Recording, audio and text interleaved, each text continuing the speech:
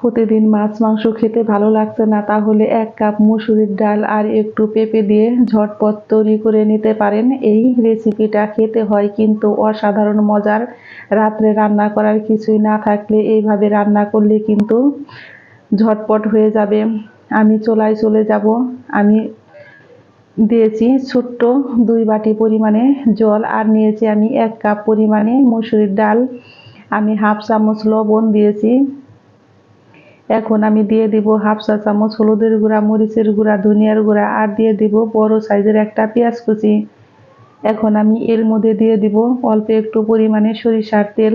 তেলটা বন্ধুরা অবশ্যই দিবেন, তাহলে ডালটা দেখবেন খেতে হয় কিন্তু অসাধারণ মজার। আর ডালটা কিন্তু একদম সুন্দর সিদ্ধ হবে পাশ পাশ করে,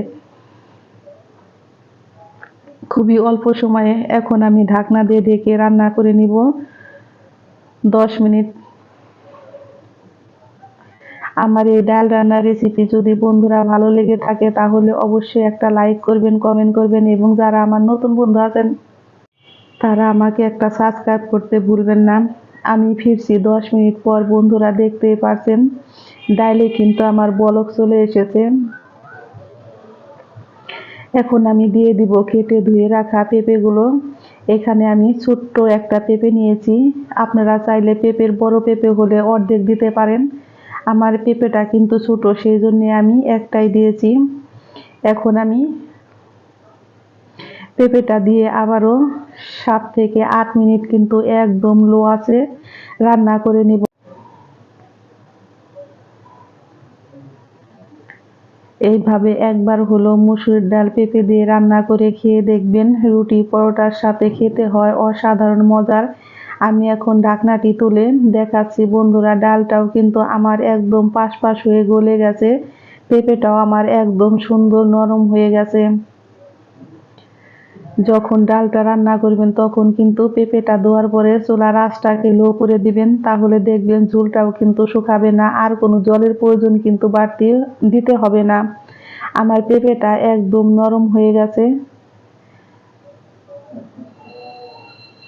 এইভাবে একবার হলো মসুরির ডাল দিয়ে পেঁপে রান্না করে বাসায় অবশ্যই খেয়ে আমাকে কমেন্ট বক্সে জানাবেন যে কার কেমন লেগেছে। এখন আমি দিয়ে দিব কাঁচা পাকা কিছু কাঁচা লঙ্কা, আর দিয়ে দিব পেঁপের ডালের জন্য হাফ চামচ পরিমাণে চিনি। স্বাদটাকে ব্যালেন্স করার জন্য অবশ্যই চিনিটা দিবেন, তাহলে কিন্তু পেঁপের ডাল খেতে হয় অসাধারণ মজার।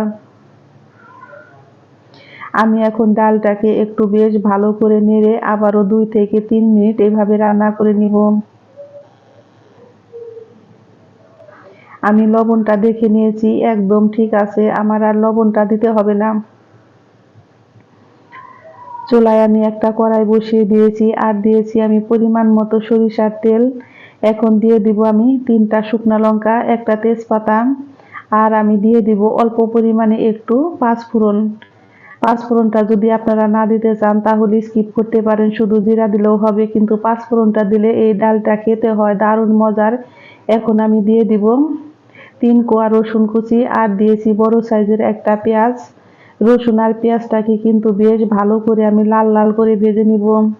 পেঁয়াজ আর রসুনটা আমার একদম লাল করে ভাজা হয়ে গেছে। এখন আমি ডালের উপর ছেড়ে দিব। এইভাবে ফোড়ন দিয়ে একবার হলো ডাল খেয়ে দেখবেন, খেতে লাগবে কিন্তু অসাধারণ মজার। ঝটপট তৈরি হয়ে গেল আমার পেঁপে দিয়ে মসুরির ডাল। ডালটা দেখতে যেমন সুন্দর হয়েছে, খেতেও হয়েছে কিন্তু অসাধারণ মজার। একবার হলো রুটি পরোটা দিয়ে এইভাবে খেয়ে দেখবেন, একদিন তৈরি করে খেলে আপনারা কিন্তু রোজ বানিয়ে খেতে চাইবেন, এতটাই মজার হয়।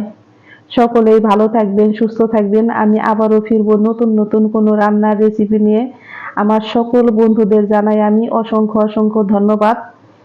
আমার ডালটা রেডি হয়ে গেছে, আমি এখন চুলাই থেকে নামিয়ে নিব। ভিডিওটা স্কিপ না করে অবশ্যই ফুল ভিডিও দেখে তারপরে ডালটা রান্না করবেন, দেখবেন ডালটা দেখতে যেমন সুন্দর হবে খেতেও হবে কিন্তু এইরকমই মজার।